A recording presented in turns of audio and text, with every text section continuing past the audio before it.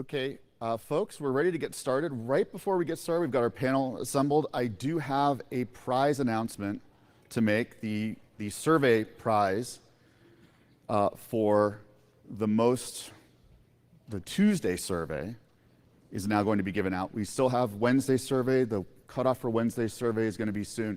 We will give that prize out at the very end. So the Tuesday survey, here's what we're giving away. Spread Networks, once again, has given us a really cool prize. This is a DJI Phantom 3 Advanced drone. The 4K video and 12 megapixel still. I just looked up the data sheet. It's very cool. And the winner today is Sandy Murphy. Sandy Murphy, you are now the recipient of a DJI Phantom 3 Advanced drone from Spread Networks. And make sure you register it. I'm sure, yeah, just what you always wanted. You can go over, I'll get it for you in a second. Okay, the panel we have coming up next is an update on the IANA transition. This is from Alyssa Cooper of Cisco. We also have on our panel Andrew Sullivan, John Curran, and John Sweeting. Alyssa? Thanks. So hi everyone, I'm Alyssa Cooper. I do work at Cisco and I'm one of the area directors in the IETF applications in real-time area. And we're here today to talk to you about the IANA stewardship transition. About 2 years ago at NANOG 61, we had an internet governance panel right after the transition had been kicked off. And we thought it was about time to catch people up on what's been going on. If you've never heard of the IANA stewardship transition, I will confess a small amount of envy.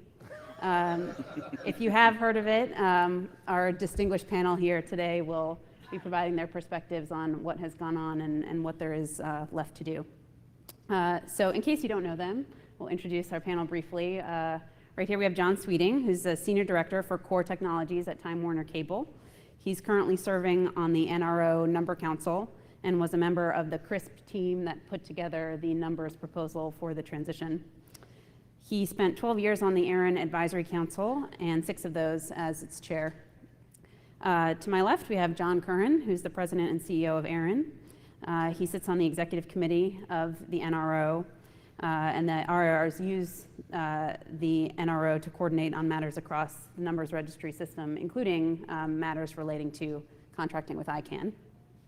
And then on the end, we have Andrew Sullivan, who's a fellow at DINE and is currently chair of the Internet Architecture Board. He joined DINE in 2012 and has been on the IAB since 2013. So, what is the IANA stewardship transition?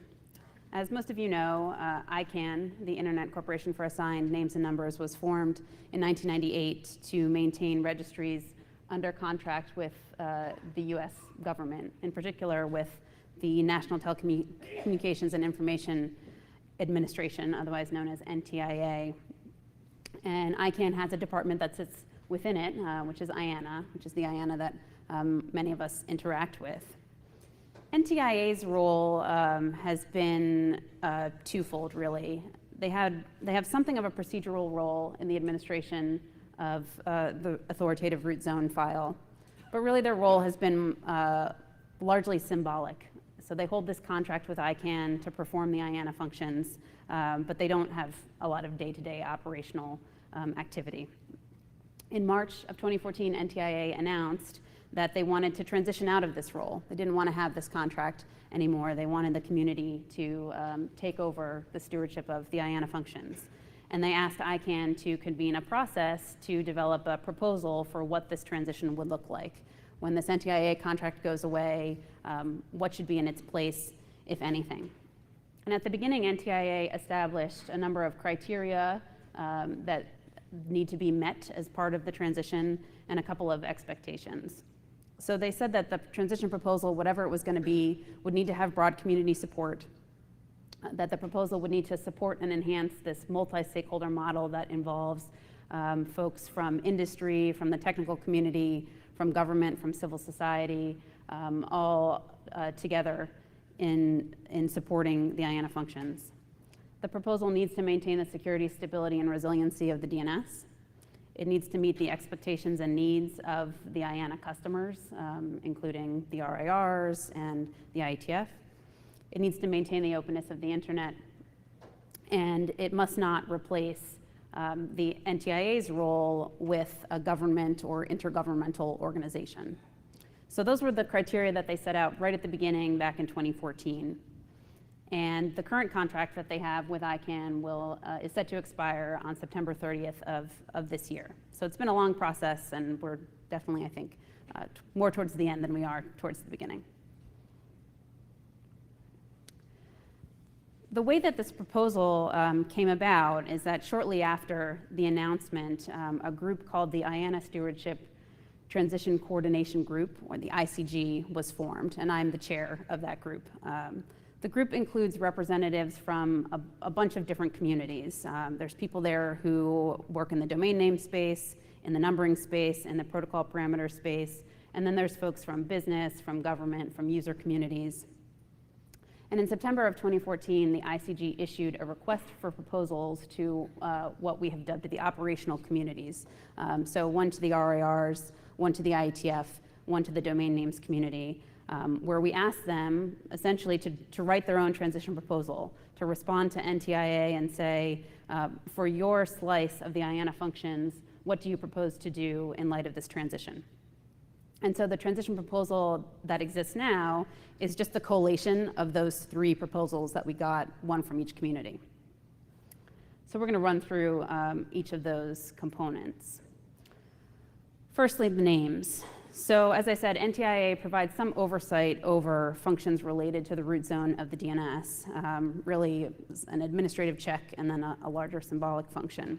And that's, under the current contract, that oversight is maintained by contract. So NTIA has a backstop where it says, we've contracted with you, ICANN, to do these things. If you don't perform them properly, then we can move the contract elsewhere, we can ask you to make changes, and so on. So the big question of the transition is, when this contract goes away, what will replace it? And so the names community came up with a number of different new constructs and ideas for what their transition proposal should say. First, they proposed to transfer the IANA department to a subsidiary of ICANN. So a new subsidiary of ICANN would be created. In the proposal, it's called the Post-Transition IANA, PTI. So it's an acronym embedded in an acronym. And there would be some essentially legal separation between ICANN, the corporation, and PTI, which is a subsidiary of ICANN. And so instead of having NTIA contract with ICANN to perform the names functions, ICANN would contract with PTI to perform them. And the performance of those functions would be held accountable in a number of different ways. At the lowest level, by the direct customers of the names functions, essentially by the top-level domain managers. So they would monitor the performance of IANA, and they could bring complaints directly to PTI. Those managers would also be part of something called the Customer Standing Committee, the CSC, and they would be able to escalate complaints. If the PTI really was not performing the way it was supposed to, they could escalate complaints through the CSC. And then finally, the proposal establishes something called the IANA Functions Review, which would be a periodic review conducted to ensure that the performance was appropriate to the community's needs, and would also allow for some remediation, whether that's improving service level commitments or potentially, if things really aren't going well, initiating a separation process to move the functions to some other entity, if that was the choice of the names community. So that's, in a nutshell, what the names community is proposing. There's a kind of additional wrinkle with the names proposal, which is that to effectuate it, the names community said there's a number of things that we need to improve upon within ICANN's existing accountability structure. And these have been taken up by a separate group, which is called the CCWG on ICANN accountability, the cross-community working group on ICANN accountability. And if you look into the work that the CCWG has been doing, which has not concluded just yet, you see a number of items in their proposal that are directly a result of requirements that came from the domain names community in the transition proposal. So there's these two proposals now that are intertwined, essentially linked, because the names community said we need to make some improvements to ICANN's accountability in order to have our proposal really work. So some of those are straightforward, like that customer standing committee, the IANA functions review, the ability to separate in the event that that's the community's choice. All those things need to get written into ICANN's bylaws. So those are in the accountability proposal. There's some other things that the names community also asked for. They wanted to have the ICANN community oversight over the budget, including the budget for IANA. They wanted to have the community's ability to recall a board member or the entire ICANN board, another accountability mechanism within ICANN. They wanted the existing independent review panel that ICANN already has for other policy matters to be applicable to the IANA functions. And they really needed all of these to be incorporated into the ICANN bylaws in such a way that they couldn't easily be unwritten by the ICANN board, the so-called fundamental bylaws that have a higher threshold for being changed in the future. So there's dependencies between the names portion of the transition proposal and this work that's ongoing in the CCWG accountability. So that's the names proposal. And for the numbers proposal, I will turn over to John Sweeting. Oh, I thought John Kern was getting this one. Okay. Or current, whoever you choose among you. Okay, so I was on the CRISP team that was, we were tasked to come up with a number proposal to provide to ICG to then be consolidated with the other two communities' proposals. Currently, this is the current overview here. It's the RIRs working with the IANA number system services, with NTIA overlooking the whole ICANN, who overlooks the IANA. Post-transition, what our proposal was asking for is that the NTIA step away, that we have a review committee that gets put together. Basically, that the real changes are just the review committee that does a review performance on the IANA functions, and there's also the service level agreement, which was probably the most contentious part of putting together the proposal, and I think that's still being worked on by the RIRs, and it's mostly being done by the legal teams from the RIRs. The NROEC is overseeing that. Anything to add, John? I'll just add, the CRISP team was a team made up of community-appointed people from all 5 regions. They came up with a proposal that stated what the relationship between the RIRs and the IANA should be, that we should have a service level agreement and the outline of that service level agreement, and also that there should be a customer, not a customer review committee, but a review committee similarly composed. So there will be now, rather than ICANN doing its function for the RIRs and NTIA holding the contract, the RIRs will hold the contract with the ICANN for the IANA functions, but there'll be a review committee, again, made up of community members that meets and reviews performance annually. The service level agreement, the exact contract between the RIRs and ICANN, is actually 2 drafts have been published. We're up to the 3rd draft now. It's online on the NRO website. It follows the outline that the community built, the CRISP team outline, and it basically has what you'd expect in a service contract.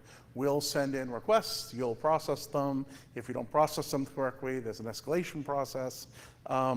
And I encourage people to look at that. We're still getting legal feedback from ICANN on things they have comments on in that, but we're very close to the end. We're hoping actually to have that completed in the next few weeks, hopefully before the ICANN Marrakesh meeting. Yeah, and a little color to that from the CRISP team. We actually, I believe the individuals got appointed early November of 2014, and we had to have a community, each of the communities had to have their proposals done by like the 1st of December. And then the CRIS team got together as the whole team, which was 3 members from each of the RIRs, the RIR communities. 2 of those were from the community, 1 was from each of the RIRs themselves, the RIR staff. The service level agreement, we really kept to high-level principles that we then gave to the NRO EC to work with, to have the lawyers really put the SLA together along with ICANN. We realized that could not be done with going back and forth between the entire community and ICANN to get that, the SLA approved and accepted. So that's a little bit of the what happened behind the scenes on that. The CRIS team, we actually met almost every day through that holiday season to meet our deadline of January 15th to turn in our proposal to ICG.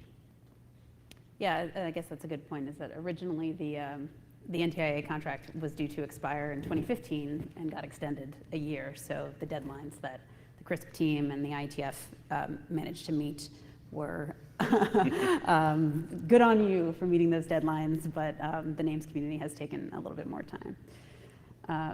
So I think we did have one additional slide about the IPR. Did you guys want to talk about that at all? One of the issues that comes up is that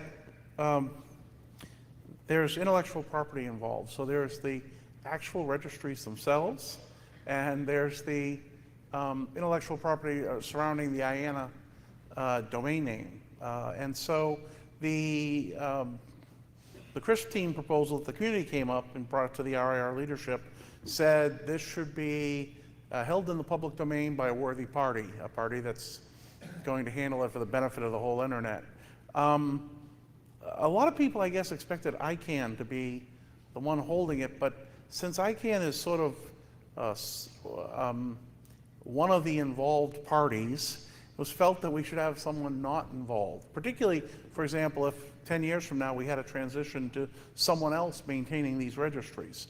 The CRIS team proposal proposed that it be a third-party trust for this purpose or suitable, and actually noted that the IETF had a trust that could be the party that holds it. The IETF trust already holds other intellectual property like service marks and trade names related to the IETF. And so the RIRs took that from the CRIS team. We suggested strongly that that be the output. The IETF thought that that was acceptable, and the names community eventually decided that was acceptable. And now we're trying to actually work on that intellectual property transfer to make sure all of this is held by the IETF trust when we get to the transition. Thanks. Andrew, do you want to talk about protocol parameters? Sure, thank you. So as you can see, there's this current arrangement and a post arrangement on this diagram.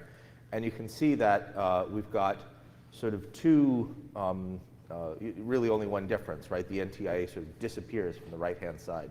So the good news that we were facing in the IETF is that we'd done a lot of this work in the past. And so we already had an agreement with ICANN for the IANA functions. We had the Memorandum of Understanding, and that's updated every year with supplemental agreements in order to keep things up to date and specify service level agreements and so on. And that's all already working. And so you can see on the left-hand diagram here, we have oversight of that. And then there was this additional oversight because ICANN had a separate contract with NTIA that in effect covered the same thing. And I know that you are all strongly in favor of storing the same data in 2 different places coordinated by different people, because that always works so well in your network. And similarly, for this arrangement, we thought, well, that didn't work so well. So the simple answer is we just take away the one piece, and the other piece continues to function, and it functions as well as it ever has. And I should say, the IETF has been totally clear about this, that ICANN has been doing a fine job at delivering the IANA functions necessary for the IETF, right? The IETF IANA functions are busy. There's a lot of them, but they're not something that is super hard. They're just critical. And so what we've seen is that ICANN is really good at this. They deliver this. We've got really, really good performance from them. They always deliver things very quickly, and we've been very happy with it. So there's no reason to change it, and we figured we'd just take this bit of contractual stuff away, take one group of lawyers out of the picture, and we have a functioning system. So that was our plan, and so that's what the post-transition arrangement is. And I think there's a big diagram of the right-hand side, but that's about all there is to it. And this is what we plan to do. We've been ready to do this essentially. We had an internet draft that had to be written down, and naturally we had to talk about where the commas went. But once we were done with deciding the precise locations of the commas in the text, it was all done, and it's sitting there ready to go. In order to implement this, there were a few little details that turned out to be necessary in the new proposal, and that meant that we had to update the regular annual language that we always update with IANA, and that's also ready to go. It's sitting there waiting to go. Because of the way it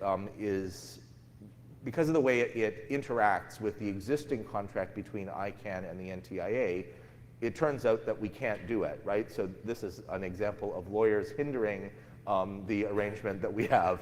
And I would have liked to have been a lawyer, but I'm not, and so I guess I can bash them. And so it's standing in the way, and that's the only thing that's standing in the way. And once the NTIA is ready to go, we'll be ready to finish this, and it will be all neat and tidy, and everything will be good. And also, I will never have to talk about IANA again. So that's pretty much all we've had to do here. I think we're ready to go. I'm happy that the entire arrangement seems to be proceeding towards a happy conclusion. It's a little bit later than I would like. I'd like to be done, but apart from that, I think it's good. Thanks. I think we all share that same sense of this has been going on for a long time, and we'd like for it to be done. So we've covered the three components of the combined transition proposal, and this just gives you the picture of what it looks like when we put them all together.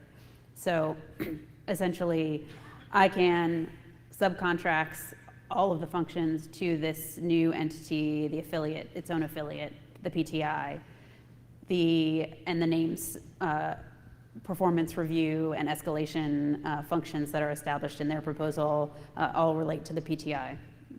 The RIRs have their SLA directly with ICANN and review performance via that mechanism. And the IETF as well maintains its MOU and annual updates with ICANN and uses that as the means to review performance. I think there's a close-up of this one as well, but it should be pretty clear that a lot of this looks quite similar to how things work now, right? So the RIRs have added on an additional contractual mechanism. IETF isn't really changing much of anything.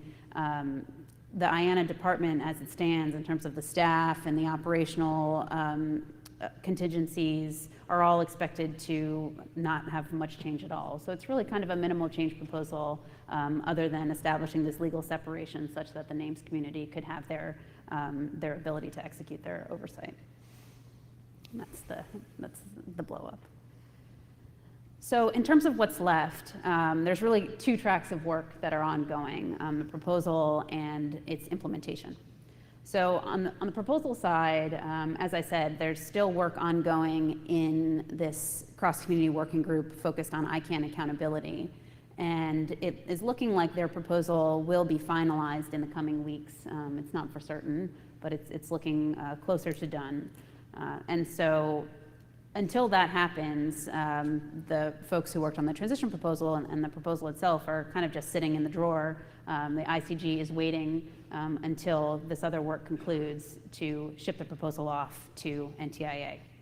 And in the meantime, on the implementation side, there has been some administrative preparation, in particular on ICANN's side, to get ready to make all these changes happen before the NTIA contract expires. So they've been looking at what they would have to do to set up the PTI and changes to the root zone maintenance function and a variety of different tasks that they will need to do once the proposal is approved in order to get it implemented. They're basically trying to do as much as they possibly can, but they can't do too much because no one wants it to look as though the approval by the US government is a foregone conclusion. And so that's really the next step. So once these proposals go to NTIA, hopefully within a matter of weeks, the US government will enter a period where it's reviewing the proposal, both among the federal agencies and the US Congress.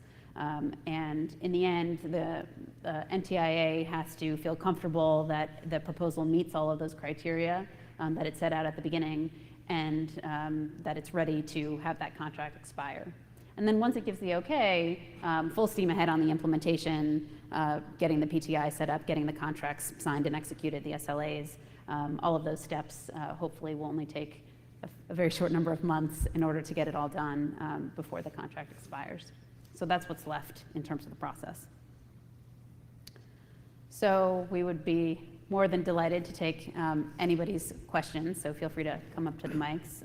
I do have one question that I wanted to start with for the panel as people gather, and that is, why should anybody care about this? Why does the transition matter? And why does it matter to get the proposal approved by the US government in the end? Go ahead. I'll take that on. So at a high level, this isn't very important and is very important. It isn't very important because the system functions now today and it works fine. The IANA handles the protocol parameters for the IETF. For the RIRs, we make a total of a half a dozen requests a year.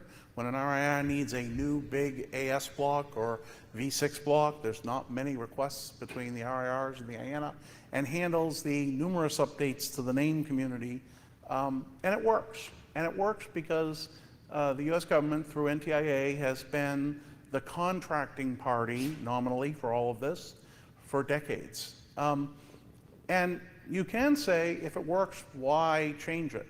We don't know if it would always work as peacefully. We don't know if the US government would let us basically tend to business forever, for decades to come. It is kind of interesting that all the identifiers that make the internet run are nominally done because the US government has a contract with ICANN to handle this central registries.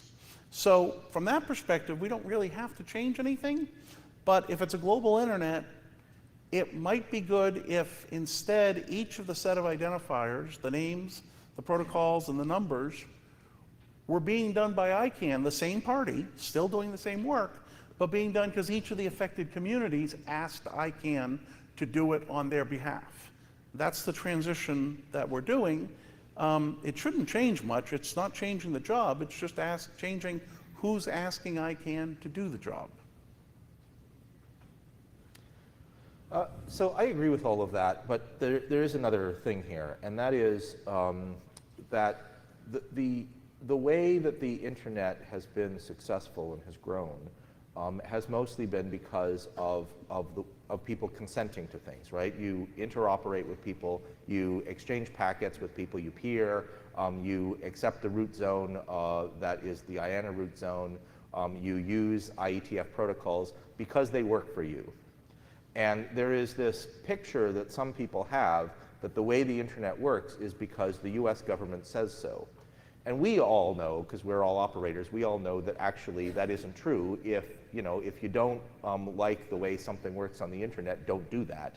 And that's a practical fact of the way the internet works.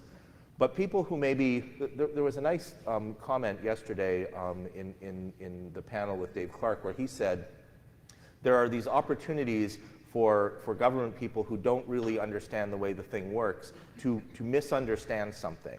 And this is an example of something that is a tremendous opportunity for misunderstanding.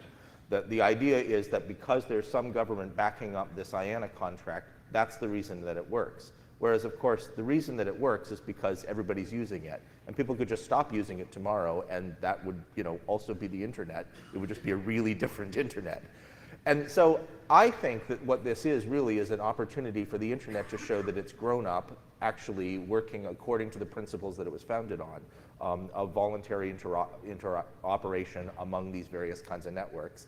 And the IANA function has sort of hung around as this vestigial reminder of the foundation of the early project in the Department of Defense, but it hasn't really been the NTIA that has been imposing those things all along. The NTIA, to its credit, I think they all understand this perfectly well, but I'm not sure everybody else does. And I think that taking this out gives us, you know, an opportunity to get a burr out from under the saddle and to make perfectly clear that the internet works because people are using the internet, and that fundamental piece of making things work together is the way that you identify whether the system is working, not contracts. So I totally agree with everything Andrew has said, and I think it's very, very important that it happens at this time, because we don't know when we'll get another chance to get this done. And I think it's time that it happens, and I think we should really push hard to get it done this time. So. Yeah, and the consequences of having had a chance and not we being can't able fail. to execute. Yeah, I mean, it's not, I think there is a perception among some people that you could just, you know, continue the process next year or restart exactly where you started to begin with, and that really doesn't seem to be. I don't think it's going to be that easy. Yeah. Okay, let's turn it over to the floor. Mr. Bush. Randy Bush, IAJ.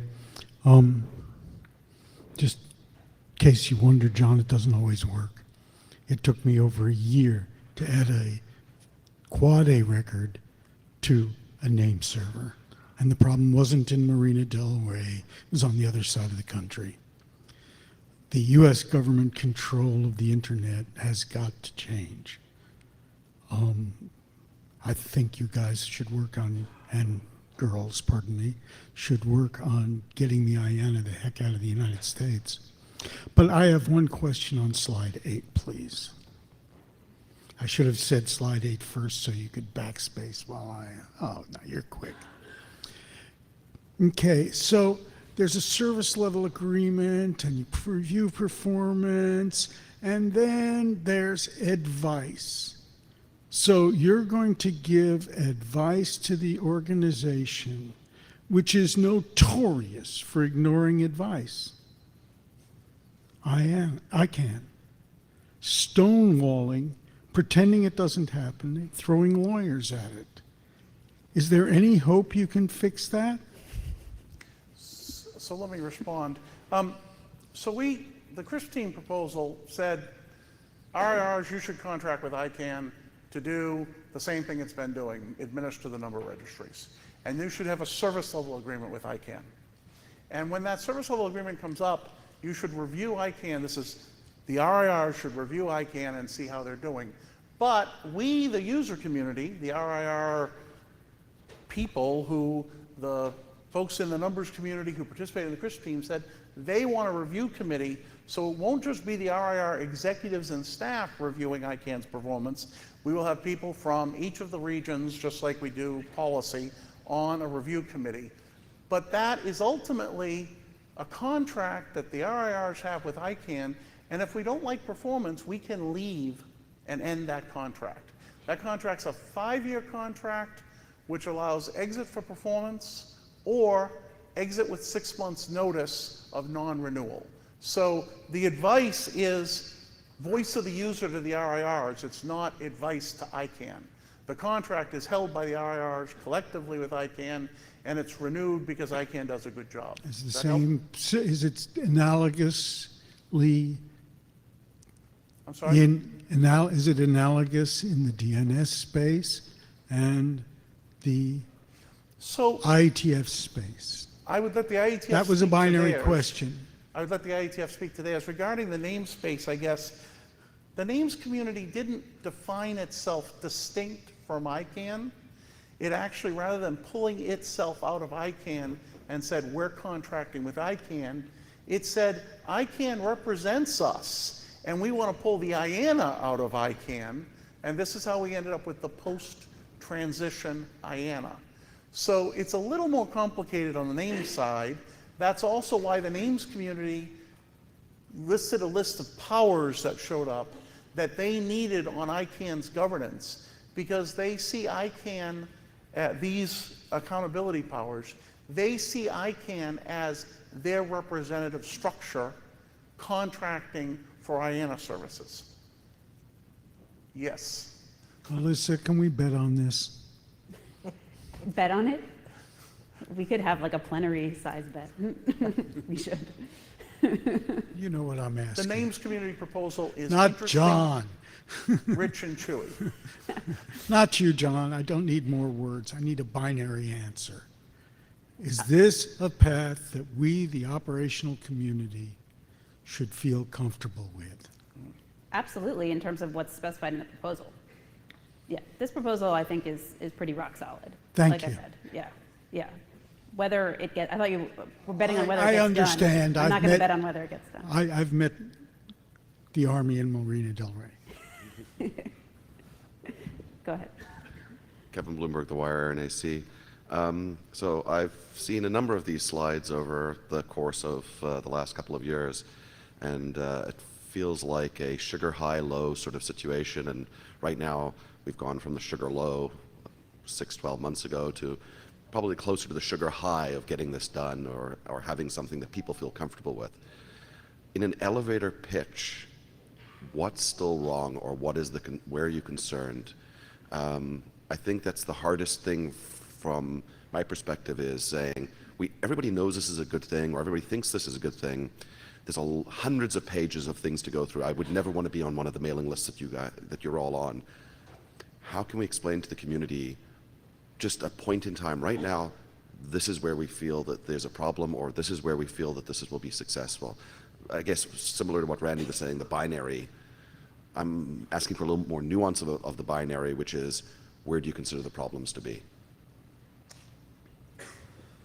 Well, so this sort of depends on how far out you want to go. The basic thing here is that the current problem is that we've got this contractual relationship in one country that makes a lot of people nervous. And those of us who have real operational clue say, but that contract is not the thing that's holding it together, so get rid of it. And so that's the fundamental thing. Just like we do in every other thing. You know, if you go and explain to legal people the way most peering agreements work, they don't believe you either. But the fact is, that's how the internet is working. And my view is that is what makes the internet as resilient as it is, because what we can do under those circumstances is, rather than having it all bound up in law and treaties, we have it bound up in operational reality. And this is one more step towards that.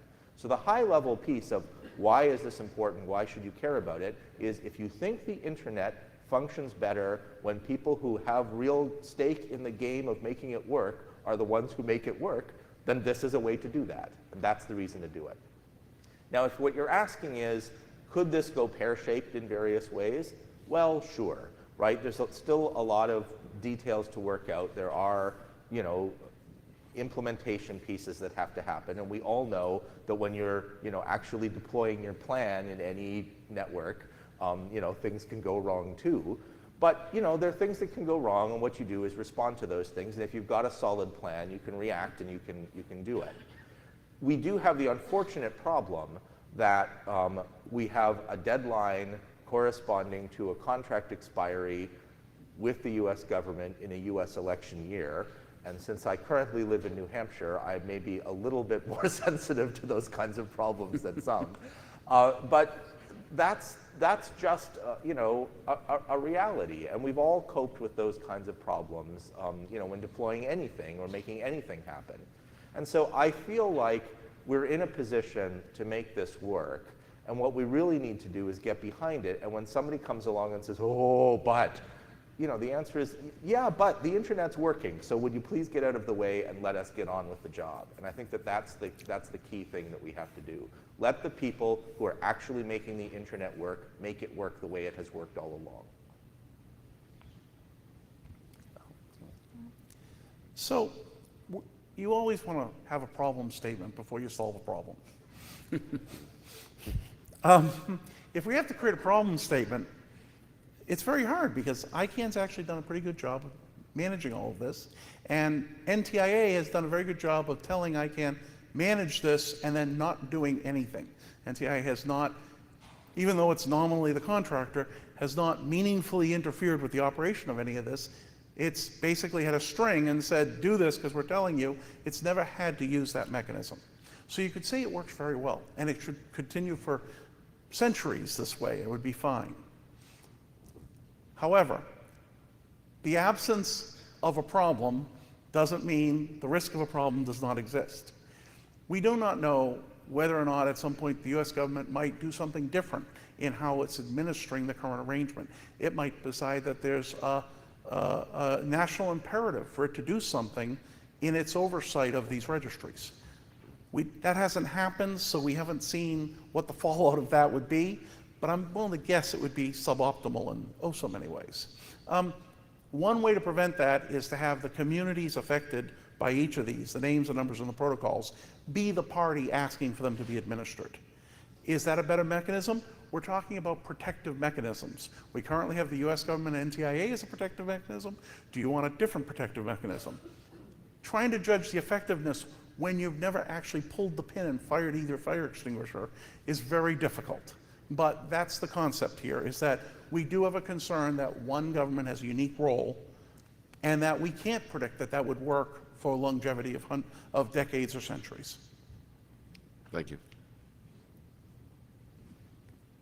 I just one kind of to build a little bit on something that Andrew said. I do think that at this point in the process, the sort of the U.S. political process is probably the largest risk, right? So to the extent that people look at this and they believe that, oh yeah, this is just business as usual, looks like things will continue to work, they've been working well, not really concerned about the idea that the details are changing too much, because they aren't.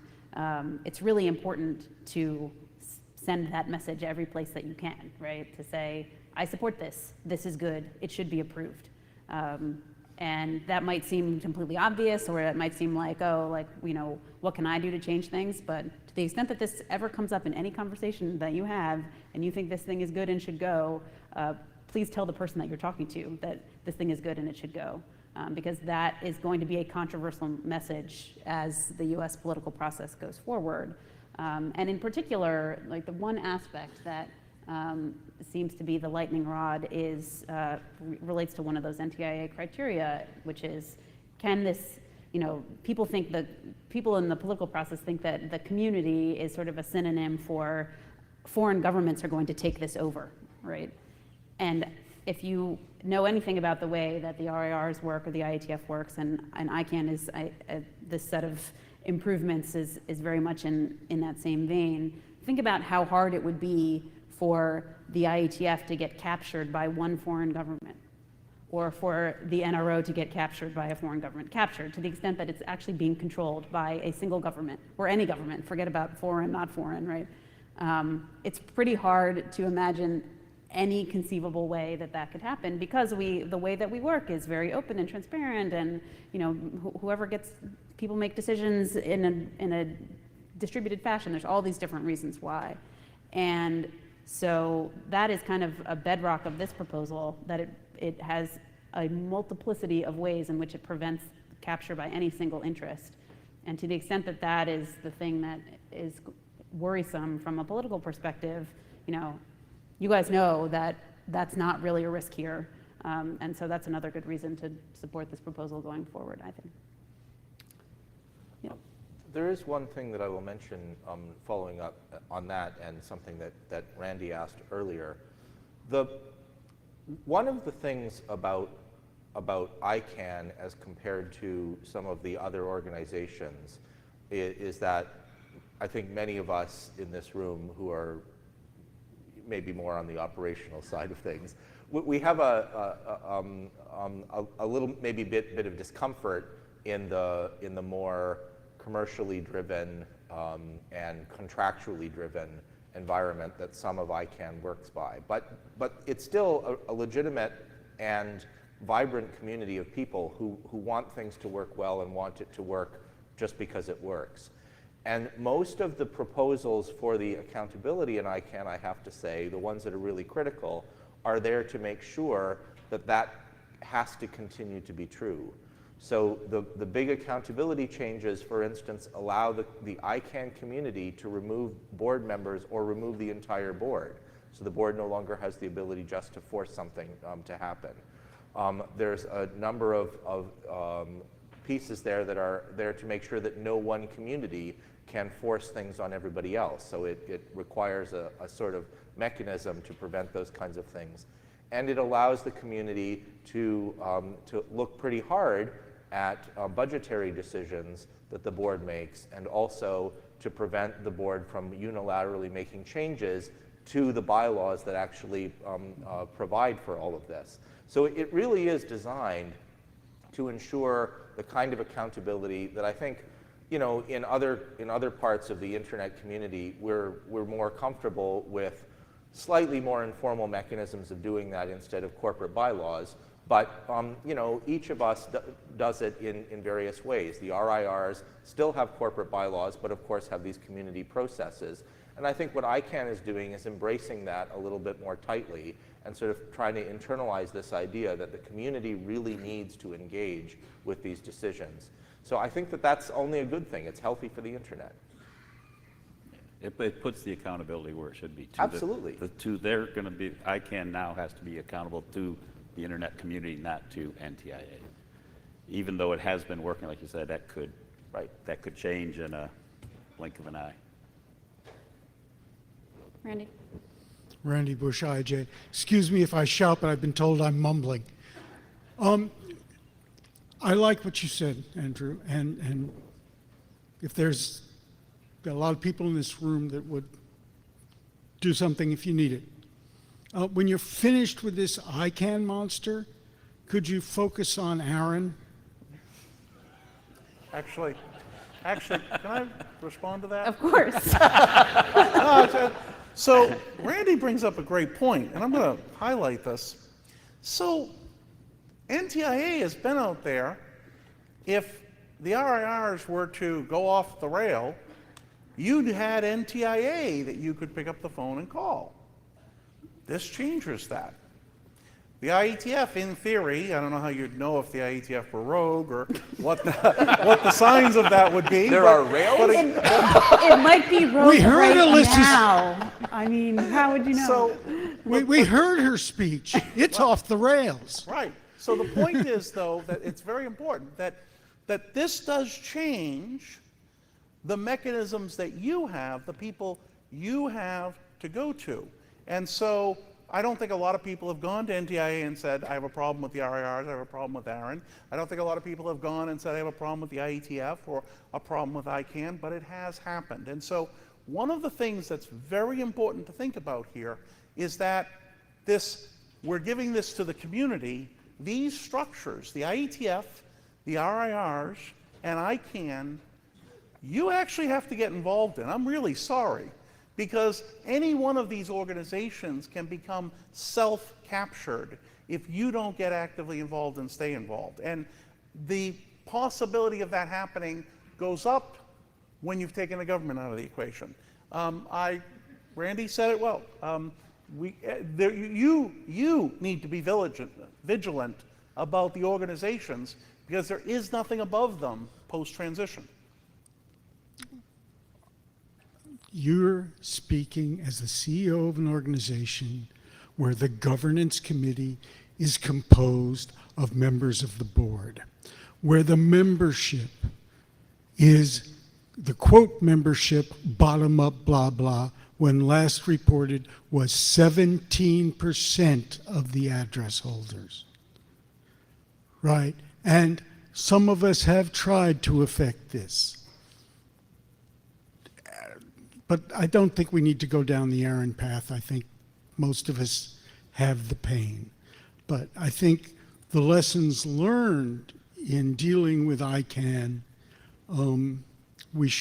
I think this community should look at this stuff and say, how can we carry it elsewhere? Right? We have semi-functional culture. We hang on because packets really want to get to their destinations. But as a culture, as an administrative culture, we're not as healthy as we could be. So I think that actually opens to a good question, which is what lessons have we learned in this transition process? You knew I was going to ask you this ahead of time, so but you know, it's been almost 2 years, the process so far. Do you think there's anything to carry forward? I mean, not necessarily specific to the details of the substance of it, but in terms of what has gone on, any lessons to carry forward? So the first lesson that I have learned personally is don't volunteer for things. More seriously, a really big lesson that I learned from this is that, you know, the IETF did a lot of work on these things early on in the changes as ICANN was being developed and so on, and when the IANA was changing, way back in the 90s and early 2000s, and that was because the IETF had this, you know, thing that was there, and everybody thought it was boring but important. You know, that's the real story about IANA, right? It's like a land registry or other kinds of things like that. It's really important that it be good and clean and tidy and reliable, but it's not very interesting because, like, it shouldn't be. And if it's interesting, you've done it wrong. And so the IETF did a whole lot of work and did it over time. And that meant that when we had to write the IANA plan document and get that out the door and come to agreement and so on, it was easy. It was one of the only administrative, you know, kinds of discussions in the IETF that didn't go on for years and leave people scarred and angry with one another, right? Everything else, all the BCPs and so on at the IETF, they're always nasty discussions. And yet the IANA discussion was incredibly nice and friendly and short. And I thought, wow, this is the sign that, you know, you've done the work. And I have, for my previous commissions of various activities, I guess, I have also participated fairly heavily in the ICANN work on this and spent a lot of time on that. And it was really hard work. And it was really hard work because they hadn't done any of this. They'd spent a lot of time on other pieces of their concern. There were a lot of controversial decisions that were taken there about, you know, how to expand the route and whether to, you know, expand it in various ways. I'm sure you all know about the various labels that people felt strongly about. So because those were the important issues for that community, when this came along, it was just an enormous amount of work. And some of my colleagues there have said on occasions, they've said, you know, oh, well, you guys had it easy. No, we didn't have it easy. We did the work over 15 years. Right. It's the same amount of work, but we did it over 15 years. And if you do a little bit of unpleasant work every day, you know, then pretty soon, you know, it's easy. Whereas if you have to do it all in one big go, it's really hard. And I think that that's one of the things that you know, I mean, I knew this anyway, right? This is how you administer your systems, right? You do little things all the time, and that way stuff doesn't get out of control. Whereas if you just leave your wiring closet and keep adding stuff in there, pretty soon you've got a real mess and you've got to do it.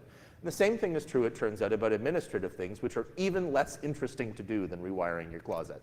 So it seems to me that this is one of those lessons that, you know, your mother told you when you were 4, and yet, you know, you didn't really internalize it, and here it turns out to be useful when you're an adult. That to me was something that really came home in this whole thing. John? I don't know if you'd call it a lesson learned, but definitely a lesson reinforced, and that's that the global internet community is very powerful and can actually get a problem thrown at them, get a very short, at least in a couple of the communities, get a problem thrown at them, gather the information in their respective regions, get the consensus around that, then go into a little larger forum with all the other communities, And then after, from the numbers community, then we went into, you know, the 3 different communities to boil that down, and it just amazing that amount of people and area that they could all end up like agreeing that, yeah, this is the way to go. And I think that's what we're built on, and that's why it's important that we seize this moment and move forward with it and get it done this year. I might not be as jolly as my prior 2 panelists. So recognize, by the way, this wasn't a lot of work, because the RIR, as an executive of the RIR, we actually stood back. We had a CRISP team, which John sat on, and we let them build the proposal that went to the ICG. We let them do the outline of the service level agreement. They set the terms. We are busy negotiating with ICANN, trying to make a contract that matches that. But in general, this was something that we let the community say, what do you want? Do you want a contract or not? A long contract or short contract? Do you want a review committee or don't you? Folks, it's a war of attrition, and I'm going to try to tie back into what Randy said earlier.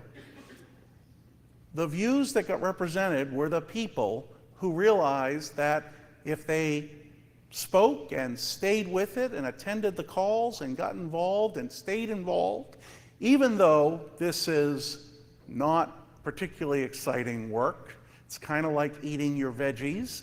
You want the creme brulee and the steak, you don't want the vegetables. This stuff is boring, and it's a lot of work. The number of calls that the CRISP team had at one point going through Thanksgiving and Christmas was a call every 48 hours so that the proposals could be finalized by January 15th.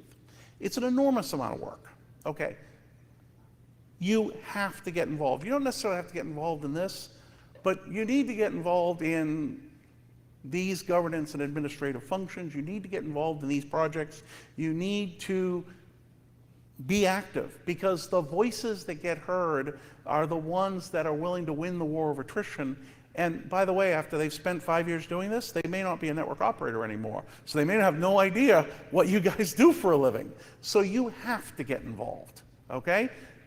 We have a successful output, I think. It's workable. There were enough fresh eyes on it. There were enough knowledgeable people. But this tends to be done in the back corner, and it doesn't attract people who necessarily have an able on a router, okay? And so it may not seem exciting, but please, when you see something like this, even if it's, you know, once every 2 years, throw yourself at one of these committees, one of these governance functions, get involved, because we'll lose clue density otherwise. It's interesting, John, that I think, just to paraphrase what you just said, it sucks, but you should participate in it. Right. And what I was thinking, which is not really a lesson, I guess you could frame it as a lesson, but I've thought many times during the process, which is, if you look at the amount of time and energy that really smart people from the internet community have spent on this, really smart people whose skills and interests and desires all lay entirely elsewhere, like engineering and making things work and making the internet work better. It's obscene how much time and energy was spent by those people. How can we make that not ever happen again? Right. How can we eliminate this kind of cruft such that we can all get back to doing the things that we like to do, that we're good at doing, that, you know, our shared project of making the internet work better. And, you know, this sort of counts on the outskirts as making the internet work better, but I would love to try and think of a way that we could never end up in a situation like this again, where we all have to spend this much time. That's not, and that's like ideal, right? There will always be some of these kind of administrative processes that we have to go to, but to me, that's the main lesson, like, don't end up in this situation again. And part of that has to do with being beholden to, you know, one arbitrary actor's decision, you know, to have a contract or not to have a contract or whatever. And so the more that we can eliminate those kind of vestiges, I think the better off we will be. But I think we are almost right out of time. So please join me in thanking our panel. Thank you. Good discussion.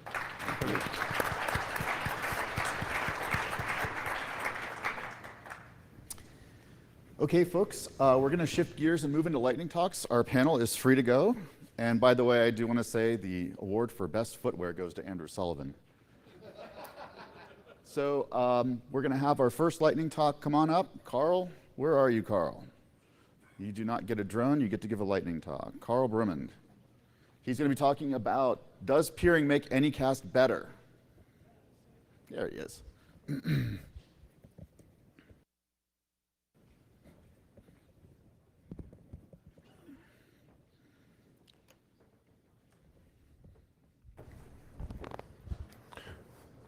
Oh, good, green button.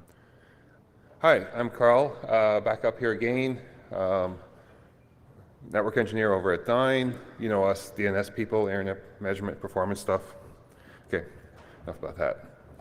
So one of the things I thought would be kind of interesting, since we do DNS, we do measurements, or do Anycast measurements, we should take a look at that. So, Anycast, obviously the idea is you got nodes everywhere, and there's, a whole bunch around the world, and they're supposed to be, like really close to everybody. That's the whole idea of doing them. And, well, there's the whole thing of how are they connected? Do you just buy transit in all the sites? Is there peering involved? Or are they basically just dropped in, ISPs where it'll be obviously a mix thereof? So I thought, let's kind of, take a look at some of that stuff, do some measurements. So we kind of generally accept that, Anycast is good, and a whole lot of Anycast, that must be really good, because, it's more is better. And peering is always considered to be a good thing, so, So the kind of questions I was asking was, do more nodes make better connectivity? And, basically, is peering better than just having transit by itself? So basically all I'm measuring here is network latency. I'm not doing a Jeff Houston thing. It's just basically trace routes, how long does it take to get there. I needed some Anycast, so I thought, hey, root servers, that works. Some of them have only a few, some have a lot. That works. But I needed something that was only transit, so disclaimer, did not use Dyn's own DNS service. Instead, I picked one of our competitors, and picked something else that also has some peering, for contrast. This is a lightning talk. Anyway, yes, eye chart here. Basically, the idea is we don't want to see a lot of green here. So, but this is the A route. There's only about 5 nodes, so we kind of expect that we're not necessarily going to see that much green. There's going to be a bunch of places where it's, it's just further away. And that kind of makes sense because, if you only got 5 nodes, it's kind of hard to cover the world. So what about a root server that has, a few more? So take, for example, the F-root node, somewhere around 60 nodes. And, well, it looks a little bit better, but I'm still kind of seeing still a fair amount of yellow and red here. So obviously it's, 60 nodes isn't quite, it seems, enough to sort of cover everything. Well, what if I had something that was like, even more nodes? So I figured, let's take a look at the L-root node. About 150 of those, that should be plenty, right? I mean, with 150, you really have to have, pretty much everybody covered. And, well, now we've got really interesting things because, I take a look at Denver. Denver has a L-root node, which, may or may not be up, but let's assume it's up. Being if it's not, I mean, San Francisco and LA aren't really that far away.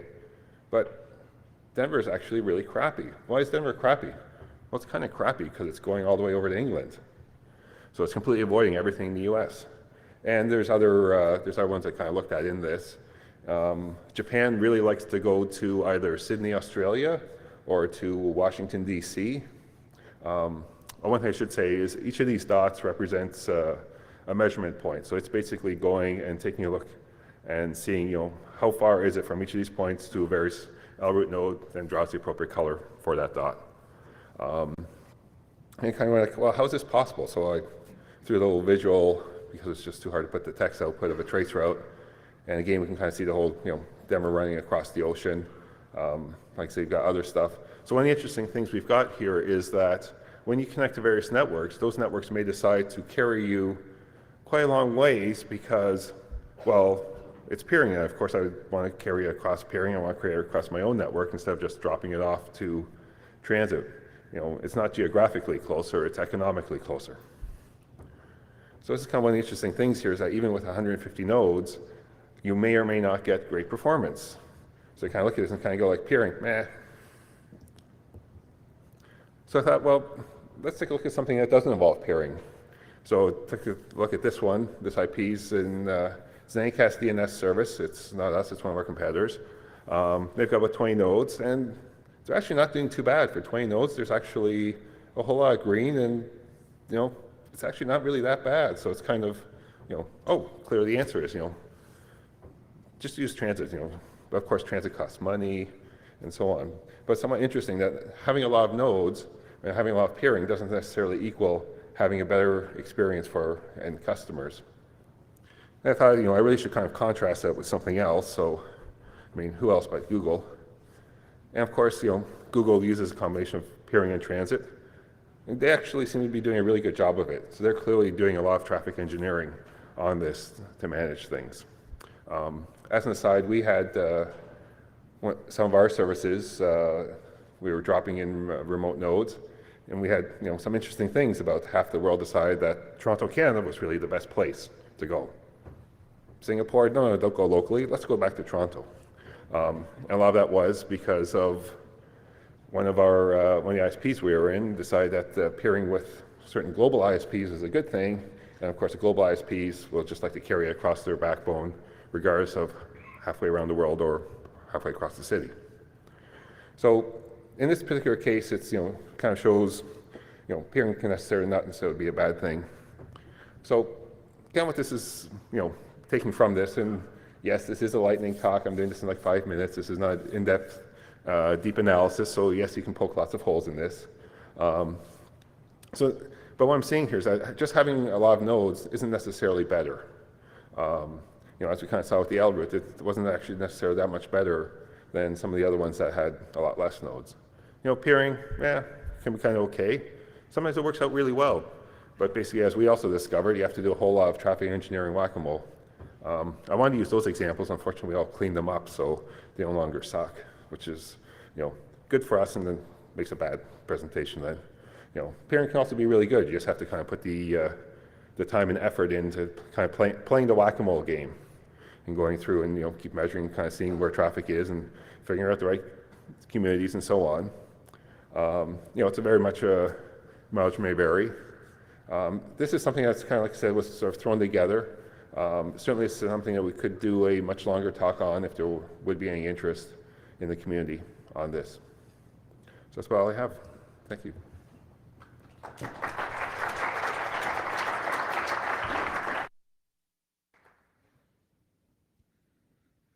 One question. Oh, does it work? Okay, good. Dmitry Kohanik, Intuix. Have you actually used any results in Dyne Zone network? We have done this. I didn't want to display our own, partially because some of these probes are co-located with our own servers, and it's kind of pointless to sort of show that it's really half a millisecond across a router. So that's why I used one of our competitors, which was also a transit only. Right, and I think you may make it a longer talk. Pardon? I think the longer talk would be useful. Okay, Thanks. thank you. Randy Bush. Hi, Hi, Jay. Randy. There were two reasons for massive Anycast. One was a better customer experience, but possibly the most important one was resilience to attack. And when we see the 38 mess, et cetera, I really think you should consider not putting nodes so near the next tranche of nodes, not near your customers and eyeballs, but near the sources of the attacks to soak them up where they start. Good point. Thank you very much.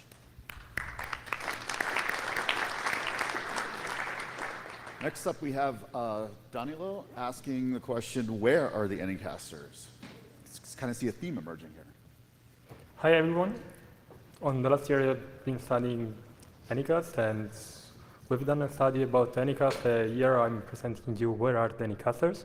And I am a PhD student from Telecom Paritech. And this is a work that I've done with my supervisor, Dario Rossi, and also the other people as Diana Jumlat and Jordan Auge. So, first of all, today I will introduce you our technique that we use for geolocate the Anycast distances. And the second point, it will be our results of our IPv4 Anycast census. And there will be some screenshots of our demo software that are online and you can use. And finally, our ongoing work on an application of this work to a BGP hijack detection that for the moment we have won the hackathon from Kaiden. So, before starting my PhD, I was looking some NANOG video. There was a presentation on who are the Anycasters. And actually, so after some years, finally we came up with where they are. And this is our demo that is available online, and also all the results you can browse there. So when I started, I was checking online as like which services could geolocate Anycast. And there were some commercial database, and these are the answer. We were getting some poor answer as like United States. Others were getting really precise information as like latitude and longitude, but where we tried to geolocate on the map, this was the results. After we found also some distributed measurement platform, but the result was always the same. We were getting always one answer, not a list of location. So basically, what we need is just few latency measurement. Over this one, we want to just exploit some speed of light violation. And so the measurement platform, some distributed measurement platform can do this. So how does it work? We use different platforms as like REP Atlas, Planetal, but we can use also other. We leverage some latency measurement. We convert this latency in a radius of a disk, and we try to detect some speed of light violation. The next step is try to enumerate the maximum number of circles that don't intersect each other. That is an NP-hard problem, but there is a greedy algorithm that works quite well. The output of this phase is a set of circles that don't intersect each other. And inside each disk, we try to geolocate where is the Anycast distance. And finally, we found that the most populated city is the best choice. What we do after is to shrink the radius of the latency measurement around the city that we picked, and we iterate the process. So we are able to increase the number of Anycast instances found. So basically, this is an example. It was one target, and we just leveraged from several vantage points our measurement. And what you can see is that just the 10% of disk had a radius that was smaller than 1,000 kilometers. So the performance of the software are quite good, as like we are able to enumerate and geolocate over the 75% of the Anycast instances. We are protocol agnostic, we can use for whatever target. And we use 100 times less probes than the previous work, and we are quite fast. In a few milliseconds, we can give you the answer. Next step was the census. We had really to do a lot of work to engineering everything and let it work. So we were starting from 10,000 live targets, for one target for each /24, and we were probing them from 100 vantage points using ICMP packets. What we were doing was probing them with 1,000 packets per second, and we tried to slow down our tool just because we tried to decrease the number of packet loss that we were getting, and we were able to complete one census in a few hours. After this, we ran our algorithm that in the previous version needed 100 milliseconds. That for a census, it means 1 week. So we engineered everything, and then we came up with a software that is able to analyze the whole census in 3 hours. And as output, finally, we have 1,000 Anycast subnet prefix. Who are they? Yeah, here is the list. What we found was Tier 1 and some ISP, other CDN that were hosting really popular web content, and we scanned also all the TCP ports. So we were finding that they are serving some different services, and moreover, there were different deployments. Some of them that are using a lot of /24, some of them just one. Next step, BGP hijack detection. We are thinking to apply this technique to find speed of light violation for some for some BGP hijack attack. And we won't follow two different views. The first one is a reactive tool that is able to analyze the BGP feed from some platform as BGP Stream and Isolario that have been presented here, and after run some measurement on the data plane. This introduced the problem of the timescale because BGP hijacks, they're really of short duration. So maybe while we receive this message could be too late. On the other side, we want to scan in a practical way all the /24 and understand if we're able to see something. So finally, today I show you our software and our results of the census that were quite lightweight. Everything is open source, is on the website. You can plug your measurement or you can use directly RIPE Atlas. And all the results of the census, there is also a web interface that you can just insert an IPv4 or just a name and you can check if it's Anycast or not. And that's all for today.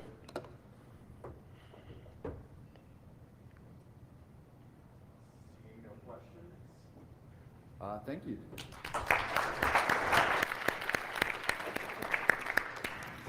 Next up, we have Jeff Osborne from ISC talking about making the root soak up more badness.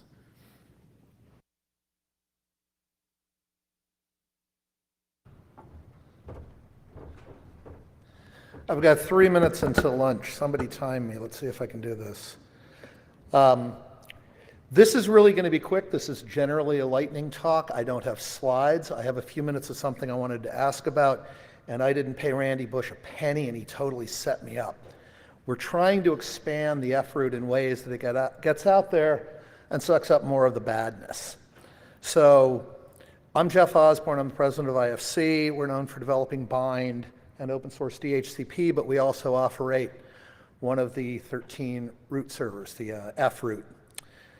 Again, everybody else helped me out with this, setting this up. You already saw the F-root as deployed. There are 58 servers around the world now.